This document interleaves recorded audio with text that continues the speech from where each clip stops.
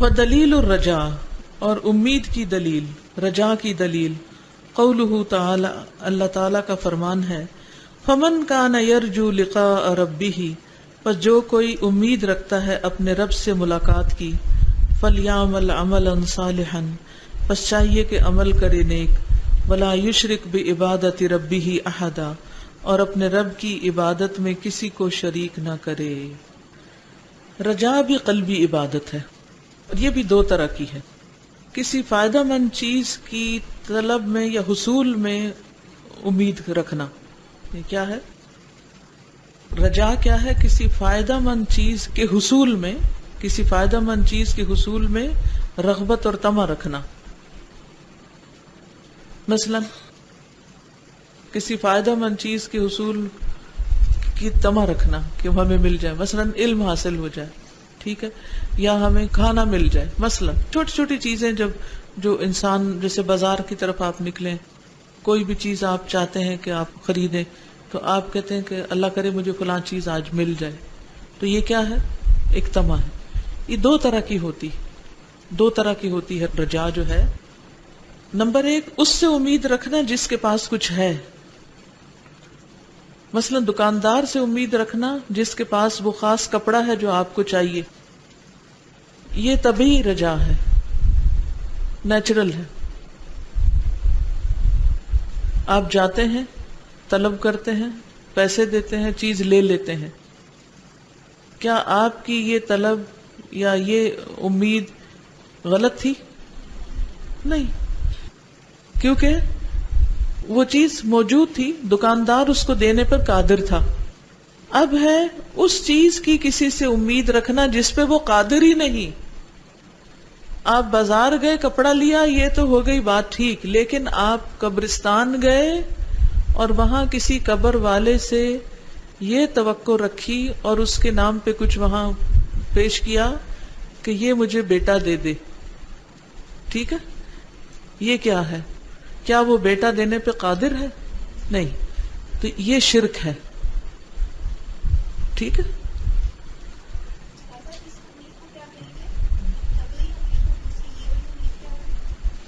شرک ہوگی نا، یعنی کہ کہنے کی بات نہیں، دو قسمیں، ایک جائز ایک ناجائز۔ جائز کون سی ہے؟ کسی سے ایسی چیز کی امید رکھنا جو اس کے پاس ہے، جس کے دینے پہ وہ قادر ہے، اور یہ جائز ہے، رجا طبعی ہے۔ ناجائز رجا کون سی ہے؟ کہ کسی سے ایسی چیز کی امید رکھنا جس کے دینے پر وہ قادر نہیں، مثلا کسی بزرگ سے اس لیے بیعت کرنا کہ وہ آپ کو جنت میں لے جائے گا، ٹھیک ہے، وہ آپ کو جنت میں لے جائے گا، اس کے بارے میں آپ کیا کہتے ہیں؟ میرا سوال کیا تھا؟ میرا سوال یہ ہے کہ ایک تو یہ ہے کہ اس چیز پر کسی کی امید رکھنا جو اس کا مالک ہے، قادر ہے، دکاندار کپڑا دینے پہ قادر ہے، بات ختم۔ یہ تو عام روزمرہ زندگی میں ہم ایک دوسرے سے امید رکھتے ہیں، ٹھیک ہے، توجہ رکھیے، پھر دوبارہ وہی سوال نہ پوچھیں۔ مثلا کسی کے پاس کرسی ہے اور اس پر دو لوگ بیٹھ سکتے ہیں، آپ اسٹیشن پر جاتے ہیں، آپ ادھر ادھر نظر دوڑاتے ہیں، آپ کھڑے نہیں ہو سکتے، تو آپ دیکھتے ہیں کہ ایک شخص کے پاس تھوڑی سی جگہ خالی ہے، تو آپ امید رکھتے ہیں کہ آپ جائیں گے تو وہ آپ کو جگہ دے دے گا۔ یہ امید جائز ہے کہ ناجائز ہے؟ جائز، کیونکہ وہ دینے پہ قادر ہے، جگہ خالی ہے، اس کی ملکیت تھوڑی ہے، وہ خود بیٹھے، وہ کہتے ہیں آپ بھی اچھے سمٹ کے آپ بھی بیٹھ جائیں، بات ختم۔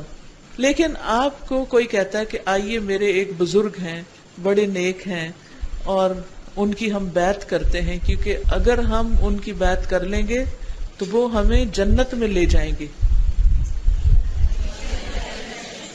شرک ہے۔ کیا کوئی بھی شخص، کوئی بھی حتیٰ کہ نبی صلی اللہ علیہ وسلم بھی، یا کوئی بھی اس پر قادر ہے کہ وہ کسی کو بھی جنت میں لے جائے؟ نہیں۔ اب سمجھ آ گئی؟ اللہ کے برابر کر دیا نا۔ جنت جو ہے وہ اللہ کی رحمت ہے، اللہ تعالیٰ فرماتے ہیں اس میں جس کو چاہوں گا داخل کروں گا۔ صرف اللہ کا فیصلہ ہے کہ کون جنتی اور کون نہیں، کوئی اور کسی کو نہیں جنت میں داخل کر سکتا۔ ایسی بیعت کرنا یا کسی بھی بزرگ کے بارے میں، چاہے وہ زندہ ہو چاہے وہ مردہ ہو، یہ توقع رکھنا کہ وہ ہمیں جنت میں پہنچا دے گا. اچھا اس میں عام روزمرہ گفتگو میں جو ہم غلط بات کرتے ہیں نا، وہ عموماً ہم کسی نیک انسان کو کہتے ہیں، کسی بھی نیک انسان کو دیکھتے ہیں تو کہتے ہیں ہمیں بھی ساتھ لے کے جائیے گا جنت میں. یہ کہتے ہیں نا، سنا ہے نا. جی ہم آپ کا پلہ پکڑ لیں گے، آپ ہمیں چھوڑیے گا نہیں، آپ ہمیں بلائیے گا نہیں، آپ ہمیں ساتھ لے جائیے. یہ شرک والا جملہ ہے، یہ بہت کامن ہے یہ بات. اس کو اپنا نہیں پتا. ما ادری ما یفعل بی ولا بکم، وہ کسی اور کا کہاں سے ذمہ لے سکتا ہے. انا للہ و انا الیہ راجعون. جی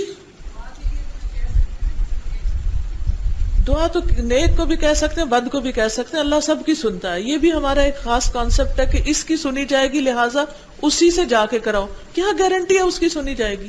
اس کی اپنی زندگی میں پتہ نہیں کتنے مسائل ہیں جن کے بارے میں اس کی اپنی دعا نہیں قبول ہوئی، تو آپ کی کہاں سے قبول کروا کے دے گا؟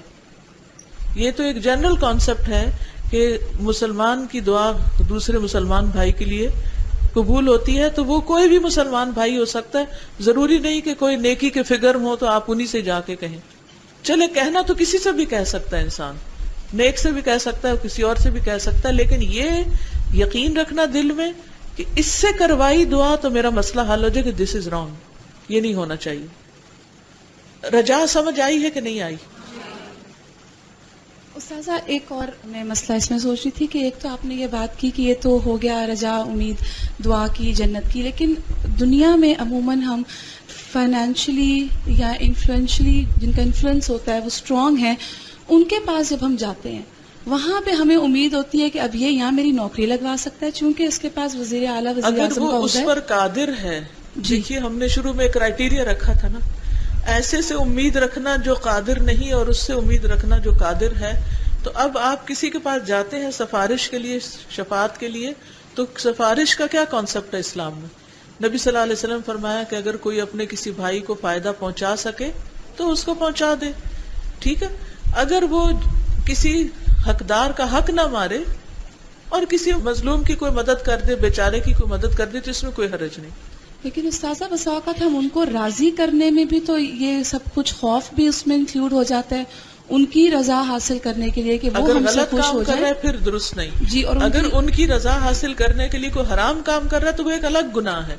لیکن جہاں تک صرف کسی کی امید رکھنے کا کہ مثلاً آپ بیمار ہیں تو آپ کسی ڈاکٹر کے پاس جانا چاہتے ہیں کہ میں جاؤں گی تو مجھے کوئی علاج کرے گا تو ٹھیک ہو جاؤں گی، تو اب ڈاکٹر صرف علاج کرتا ہے، شفا اللہ کے ہاتھ میں. یہ جو ایک عام جملہ ہم بولتے ہیں نا کہ اللہ نے فلاں کے ہاتھ میں شفا رکھی، یہ بھی نہیں بولنا چاہیے کہ فلاں کے ہاتھ میں شفا ہے.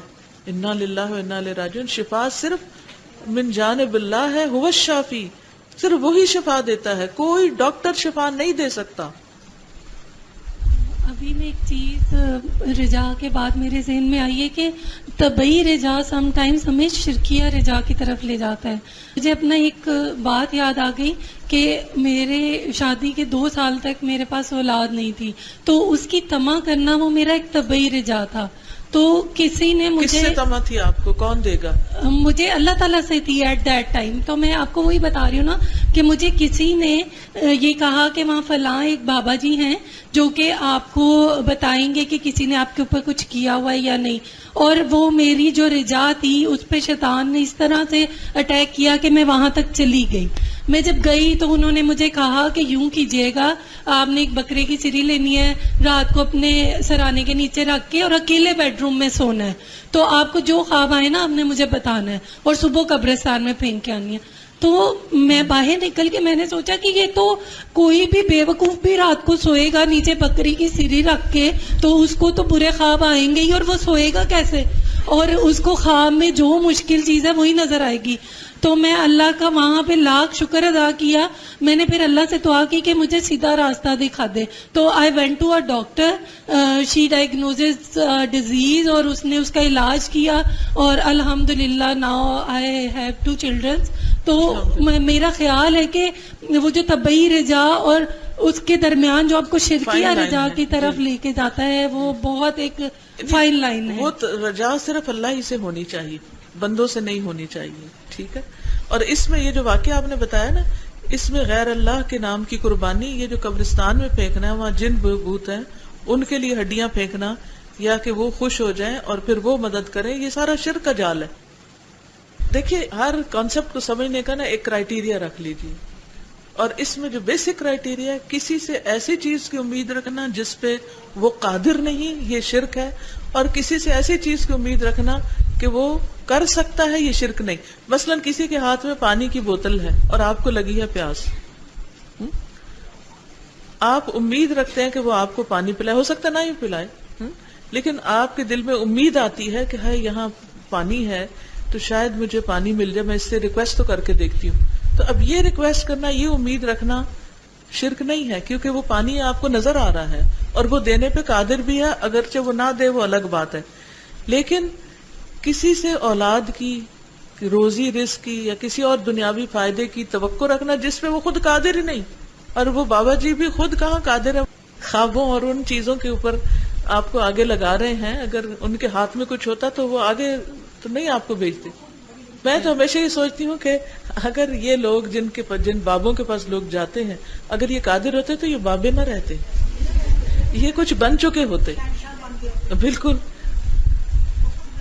لو كنت اعلم الغیب لاستكثرت من الخیر وما مسنی السوء. اگر میں غیب جانتا ہوتا تو میں خیر کی کثرت حاصل کر لیتا اور مجھے کوئی تکلیف نہ پہنچتی.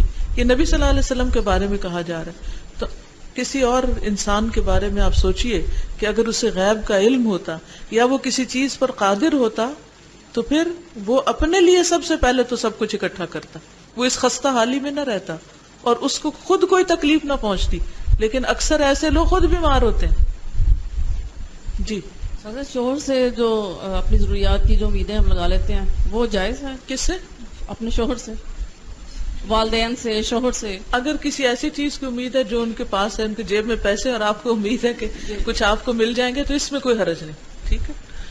لیکن یہ سوچنا کہ اگر شوہر زندہ نہ رہا تو پھر میرے لیے کوئی رزق کا دروازہ ہی نہیں کھلا ہوگا اور سب کچھ ختم ہو جائے گا، یہ درست نہیں، ٹھیک، کیونکہ رازق اللہ ہے. جی کوشچن.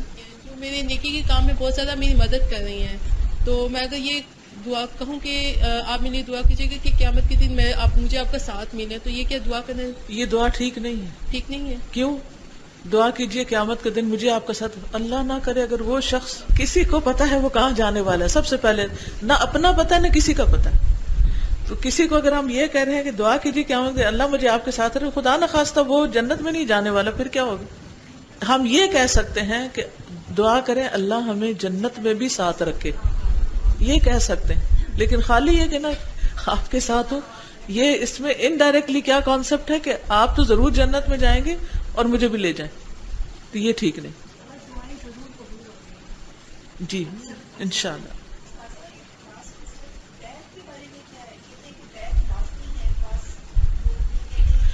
دیکھیے اس کتاب میں ہر چیز کی دلیل ہے نا، جو کہتے ہیں لازمی وہ کہیں سے دلیل قرآن میں سے لے کر آئیں.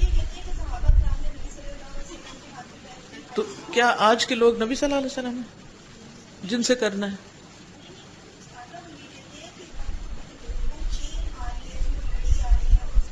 دلیل کیا ہے؟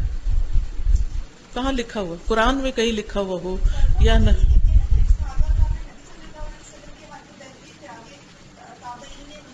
دیکھیے وہ کدھر لکھا ہوا ہے کہ کس نے کس کے ہاتھ پہ کی ہوئی ہے؟ کہیں لکھا ہوا دکھائیں نا، کوئی کتاب لائیں جس میں یہ ساری دلیل لکھی ہوئی ہو. کہنے کو تو میں بھی کچھ کہہ سکتی ہوں کہ یہ چیز ایسے ہوئی، پھر ایسے ہوئی، پھر ایسے ہوئی، اس کی دلیل کیا ایسے ہوئی؟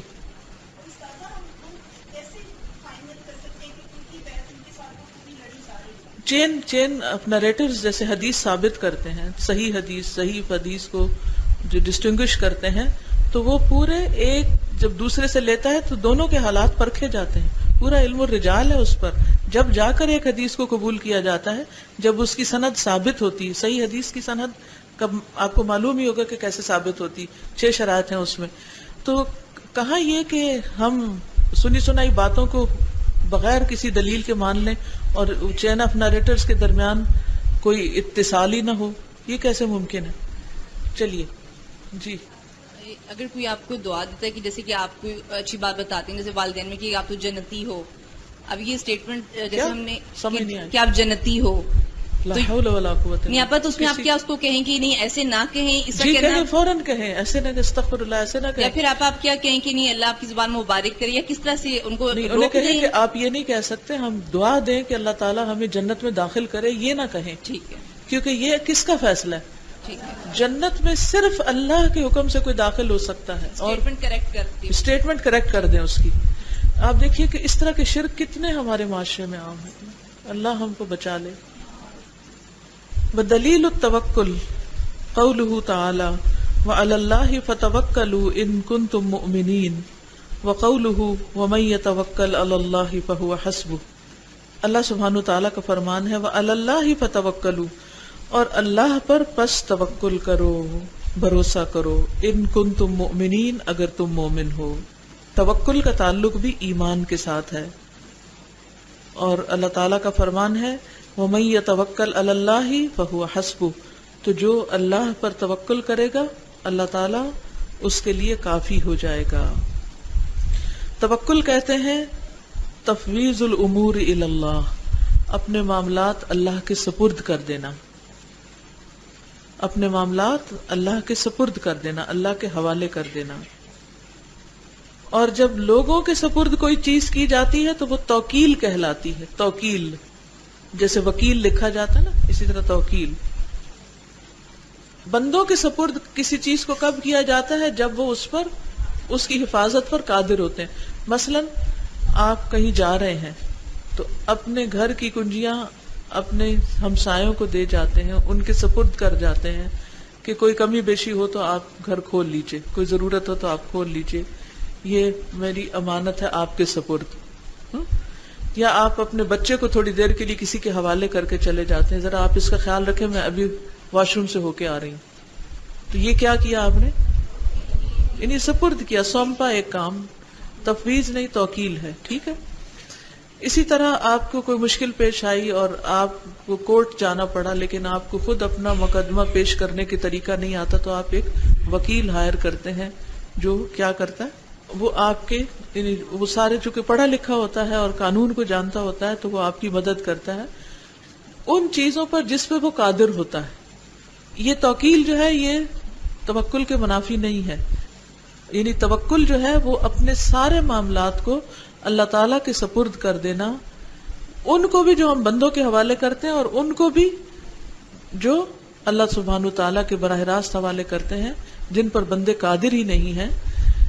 اور اس میں اسباب کو اختیار کرنا منع نہیں. اللہ پر بھروسہ کرتے ہوئے اسباب کو اختیار کرنا منع نہیں. کیسے؟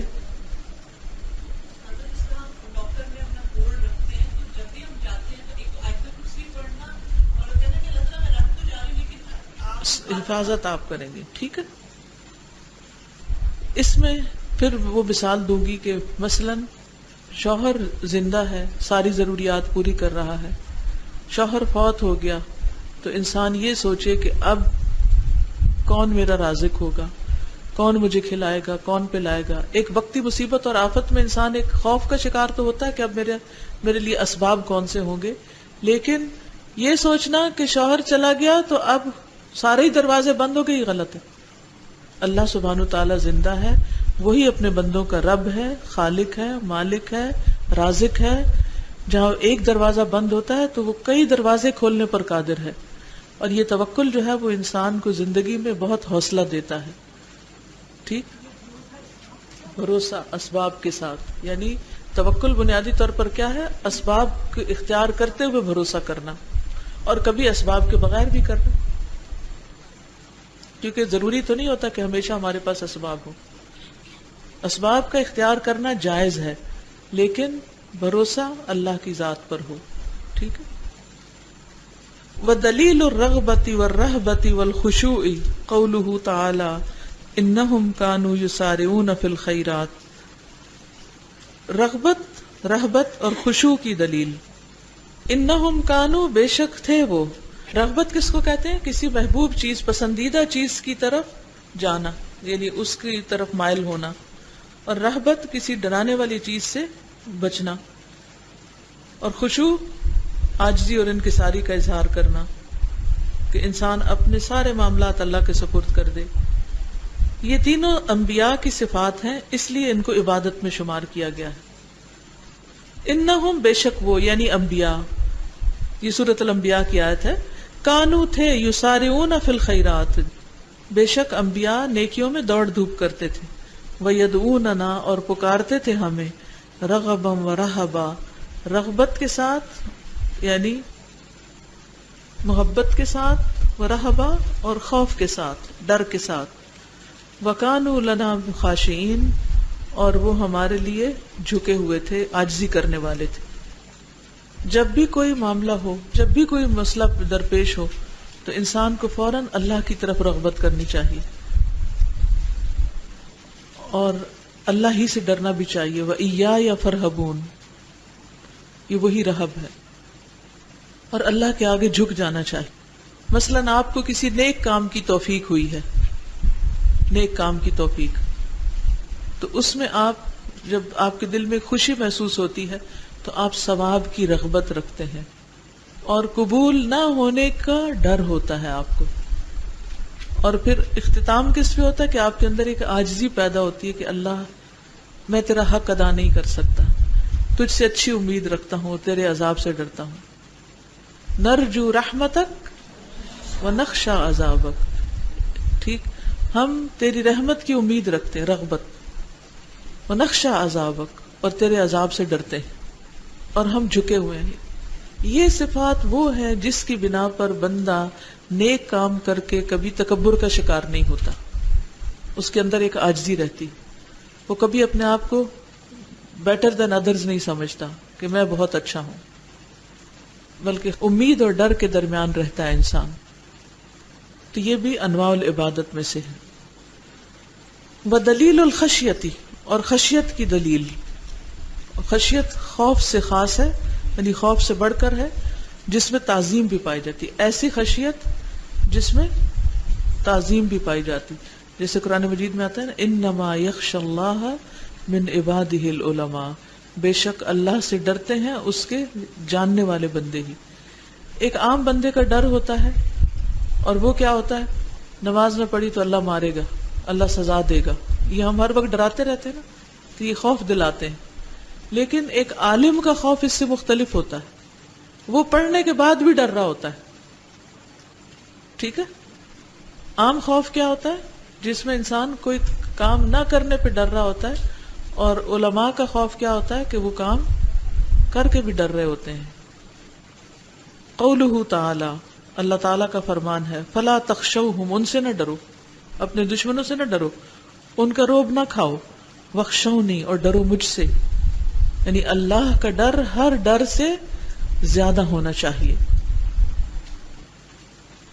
الذین یبلغون رسالات اللہ ولا یخشون ویخشونہ ولا یخشون احدا الا اللہ، کہ وہ لوگ جو اللہ کا پیغام پہنچاتے ہیں وہ اللہ سے ہی ڈرتے ہیں، اور وہ اللہ کے سوا کسی اور سے نہیں ڈرتے۔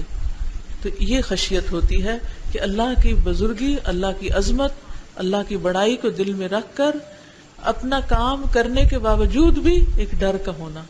آپ کے اندر یہ ڈر آتا ہے نماز کے بعد کہ پتہ نہیں قبول ہوئی ہے کہ نہیں، پتہ نہیں میں نے حق ادا کیا ہے کہ نہیں۔ حق تو خیر کبھی بھی ادا نہیں کر سکتے، لیکن ایک ڈر کا رہنا، یہ خشیت ہوتی ہے۔ صرف نماز نہیں بلکہ عمومی طور پر بھی ایک یعنی عبادات کرنے کے باوجود بھی کتنی بھی میکسیمم بڑی نیکی کرنے کا موقع ملے، اس کے باوجود بھی ڈر کا ہونا اندر۔ جی تب بھی وہی دعا، ربنا تقبل منا انک انت السمیع العلیم۔ بالکل، ابراہیم علیہ السلام نے جب کعبہ بنایا تھا تو اس وقت کیا کہا تھا، ربنا تقبل منا انک انت السمیع العلیم، یعنی کہ اللہ تو قبول کر لے۔ تو ایک ڈر تھا اندر کہ پتہ نہیں یہ قبول ہوتا ہے کہ نہیں۔ وَدَلِيلُ الْإِنَابَةِ قَوْلُهُ تَعَالَى وَأَنِيبُوا إِلَىٰ رَبِّكُمْ وَأَسْلِمُوا لَهُ، اور انابت یہ توبہ کی دلیل اللہ تعالیٰ کا فرمان ہے، وَأَنِيبُوا إِلَىٰ رَبِّكُمْ، اور پلٹ آؤ اپنے رب کی طرف، وَأَسْلِمُوا لَهُ، اور اس کے لیے جھک جاؤ۔ انابت توبہ کے معنوں میں ہے، لیکن توبہ سے خاص ہے، اور یاد رکھیے کہ توبہ اور انابت کی ایک حد ہے۔ توبہ کب تک قبول ہوتی ہے؟ نمبر 1 موت سے پہلے. اللہ کی طرف پلٹنے کی حد ہے موت سے پہلے پہلے. موت سے پہلے سے مراد جب خرخرہ شروع ہو جائے, جان حلق میں آ جائے. عذاب سے پہلے, سورج کے مغرب سے نکلنے سے پہلے. تو انیبو الی ربکم, پلٹ آؤ اپنے رب کی طرف, لوٹ آؤ اپنے رب کی طرف. واسلموا لہ, اور اس کے فرما بردار بن جاؤ. تو یہ بھی اللہ ہی کے لیے ہونا چاہیے, اللہ ہی کی طرف پلٹنا چاہیے, بندوں کی طرف نہیں کہ وہ ہمارا کچھ بنا دیں گے, وہ ہمیں جنت میں لے جائیں گے. کنفیشن کے بارے میں پتہ ہے نا آپ کو, یعنی کہ عیسائیت میں کیا ہے کہ جب کوئی شخص غلطی کرتا ہے تو وہ کس کے پاس جاتا ہے؟ پریسٹ کے پاس جاتا ہے اور اس سے کنفیس کرتا ہے. جبکہ ہمارے دین میں کیا ہے کہ غلطی ہو جائے تو اس کو چھپاؤ بندوں سے اور اللہ کی طرف پلٹو. ٹھیک ہے, دیر نہ لگاؤ. تو یہ اللہ کے ڈر سے اللہ کی طرف پلٹنا یہ بھی عبادت ہے.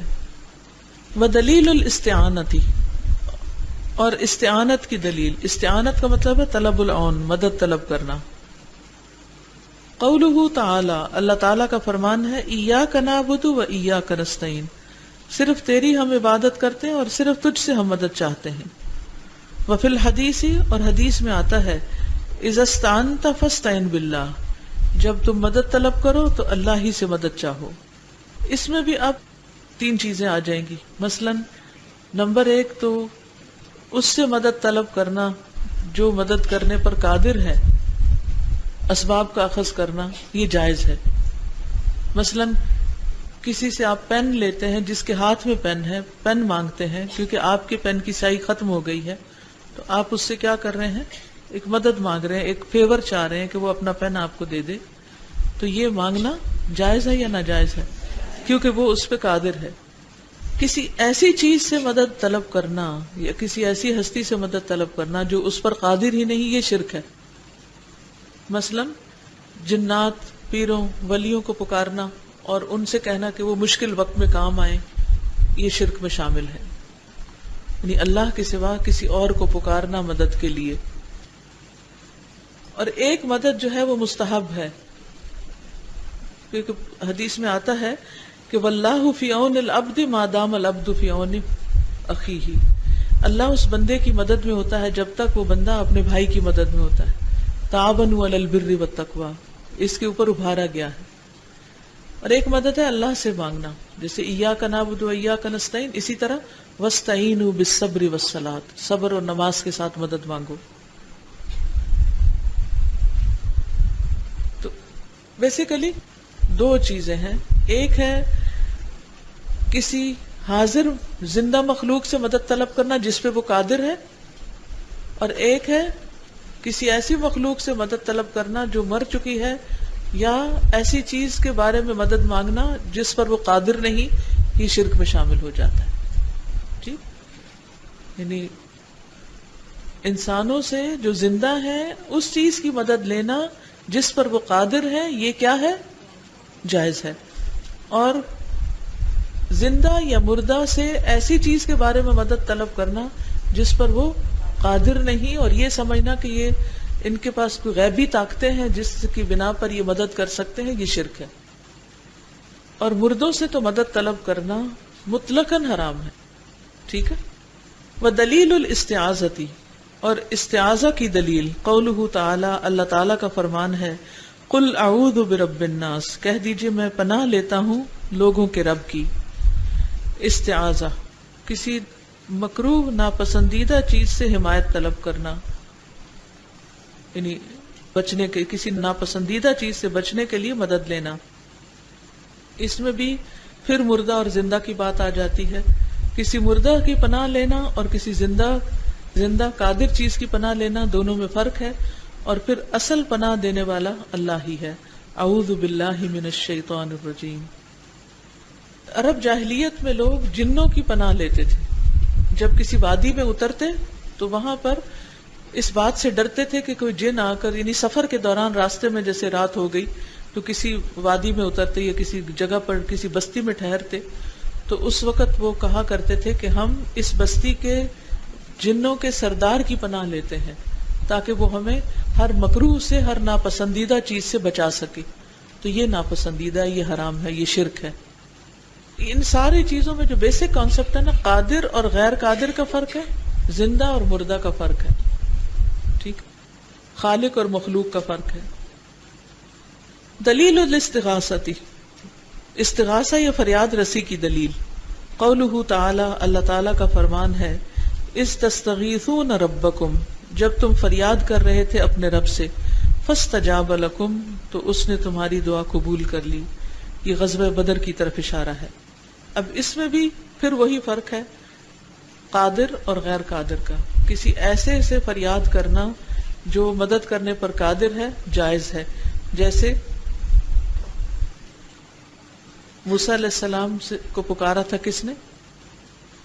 ان کے بنی اسرائیل کے ایک شخص نے، جس کا جھگڑا ہو گیا تھا قبطی کے ساتھ، ٹھیک ہے. مطلب ایک شخص مصیبت میں پھنسا، یعنی مثلاً آپ کا ہاتھ کسی چیز میں پھنس گیا ہے، اب آپ خود سے چھڑا رہے ہیں نہیں چھوٹ رہا.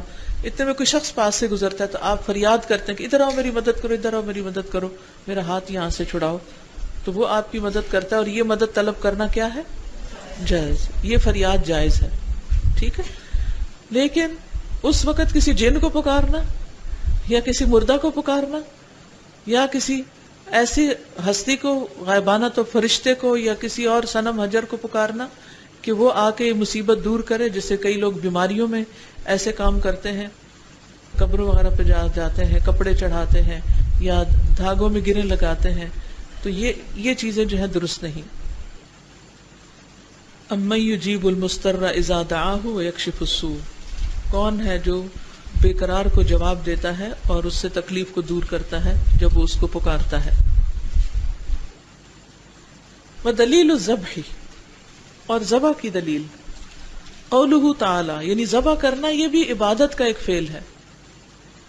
قل ان صلاتی ونسکی ومحیای ومماتی للہ رب العالمین لا شریک لہ وبذلک امرت وانا اول المسلمین. کہہ دیجئے بے شک میری نماز اور میری قربانی اور میری زندگی اور میری موت اللہ رب العالمین کے لیے ہے، جس کا کوئی شریک نہیں. اسی چیز کا مجھے حکم دیا گیا اور میں سب سے پہلے مسلمان ہوں.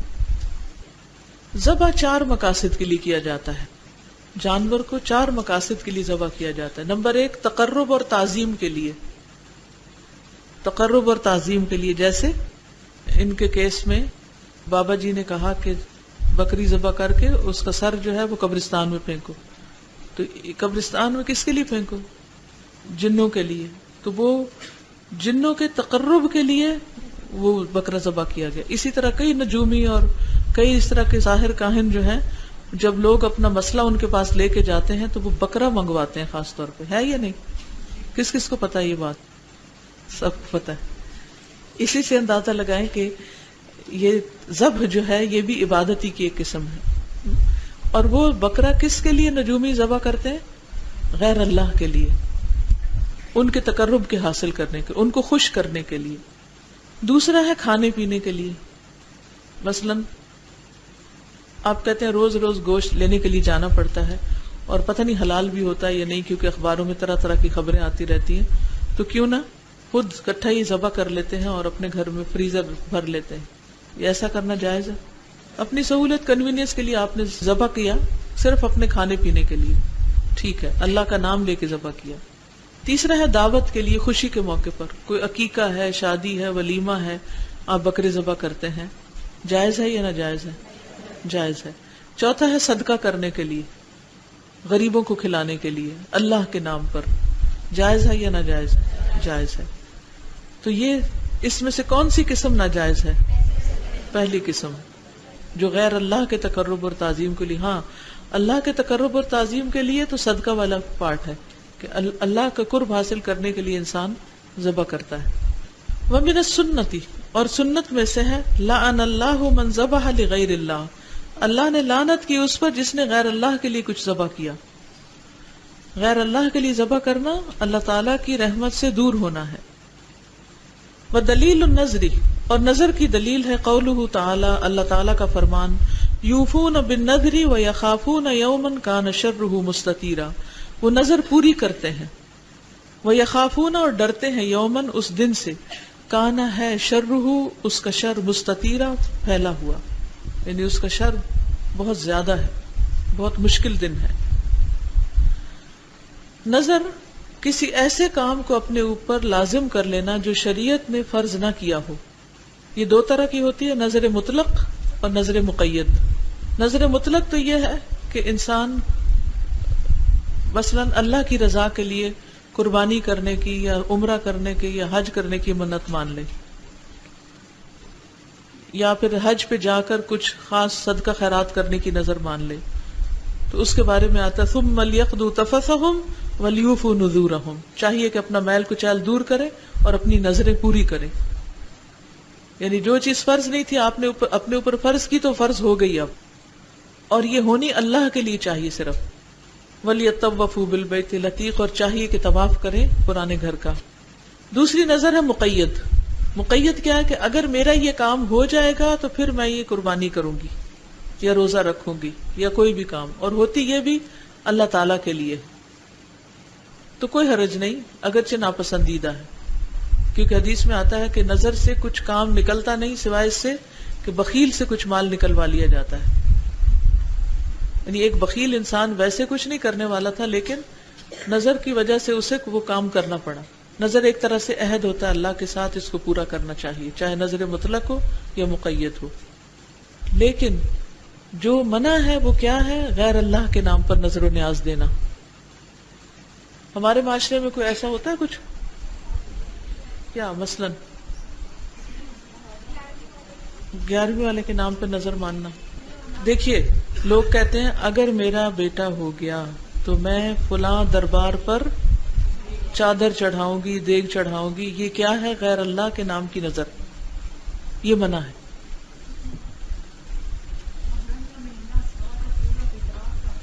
جی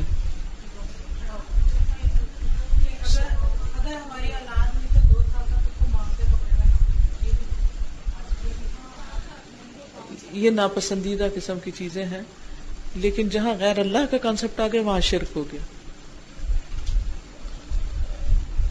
اور یہ کتنا زیادہ عام ہے ہمارے معاشرے میں کہ بچہ پیدا ہو پھر اس کی لٹ چھوڑ دی جاتی ہے، پھر کسی خاص قبر پر جا کر وہ بال کٹوائے جاتے ہیں، یا بعض بچے جیسے گنگے ہوتے ہیں تو ان کے لیے نظر مان لی جاتی ہے کہ اگر بچہ بول پڑا تو میں چاندی کی زبان چڑھاؤں گی فلاں کے مزار پر، اور وہاں لوگ یہ کام کرتے بھی ہیں.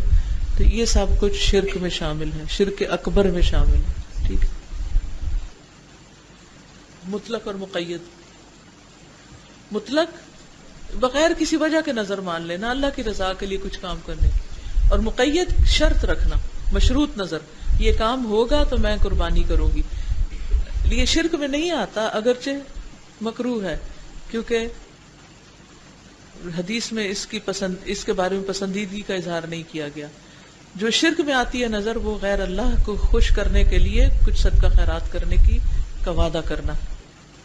من نظر ان یطیع اللہ فلیطعہ. بس پورا کرے، مقید ہے یا نہیں، اب جو کر دیا وہ تو پورا کرے. یہی تو میں نے حدیث پڑھی ہے ابھی.